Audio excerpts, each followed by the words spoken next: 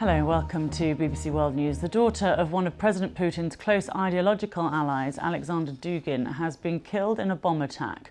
Russian media says Daria Dugina died after her car exploded near Moscow. There's been no comment from the authorities. Mr. Dugin, seen on the right in this video, witnessed the aftermath of the explosion. He's a strong supporter of the war against Ukraine and is believed to have inspired President Putin. Analysts believe he, rather than his daughter, could have been the intended target of the attack. The pair were reportedly set to travel back from an event in the same car, but at the last moment, Mr. Dugin decided to travel separately. Our Russian correspondent Anastasia Golubeva has been following events. Daria Dugina and her father, Alexander Dugin, yesterday they were going from an event and they moved into cars, and it was reported that Alexander Dugin was supposed to be in the car with his daughter, but he switched cars at the very last moment, and the daughter's car exploded eventually, causing her death. And this is why the main belief right now is that it was an attempted killing on Alexander Dugin himself, not the daughter. It was an improvised explosive device that went off onto the bottom of her car. And Russian law enforcement said that the murder of Daria Dugina was a contract killing, but there is no official version on who's behind the death yet. But there are already some speculations. The authorities of self-proclaimed Donetsk Republic said that they blame the explosion on terrorists of the Ukrainian regime, I quote they're saying, but Ukrainian authorities has already denied any involvement with this accident. And just to explain Mr. Dugin's influence on Vladimir Putin. Yes, Alexander Dugin is one of the most famous Russian philosophers, contemporary Russian philosophers and political theorists. He is a monarchist, he is very ultra-conservative, he's a nationalist, and his main ideas is that Russian empire needs to be restored.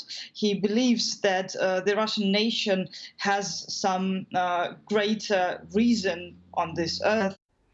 Well, Samuel Ramani is an Associate Fellow at the Royal United Services Institute for Defence and Security Studies. He told me more about the relationship between Alexander Dugin and the Kremlin. So Alexander Dugin's ideology has, in the long range, shaped some of Putin's current thinking. So he's talked about the pivot towards a multipolar world order and the embrace of countries like China, Iran, Turkey, the collective non-West, as early as the early 2000s. He also, as early as 2008, was calling for sweeping military interventions in Georgia and Ukraine.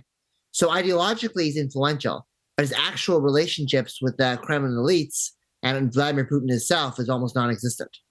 Right. Okay. Well, it's interesting that people call him Putin's brain then, isn't it? Is it? Why do you think that is? Well, I think it's because his ideology has shaped some of Putin's views, including the role of the special military operation. But he's one of many thinkers who's playing that kind of role. I mean, as is Ilyin and other fascists. And there's really no evidence that Alexander Dugin has spent any substantial time with Putin, or even for that matter, met or consulted with Putin regularly. So I think that that's a mischaracterization of his relationship. What about his daughter then, Daria Dugin? She had been on television a lot saying very anti-Ukraine things, didn't she? Was very supportive of the invasion of Ukraine. Could she have been a target herself? Well, I think it's most likely that it was the father who was actually the target of all of this. But Daria Dugina definitely has been promoting a lot of her father's views. She talked about the annexation of Donbass and effectively all of Ukraine except for the West. Dugin talks very frequently about how Moscow and Kiev have a shared history, that Russian history began in Kiev and it will end in Kiev, with them being all united together.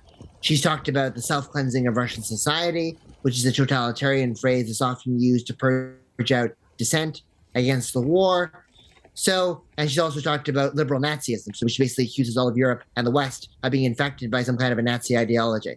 So Dugina is certainly promoting her father's views, but I don't think she was actually the main target. Samuel Ramani there from RUSI.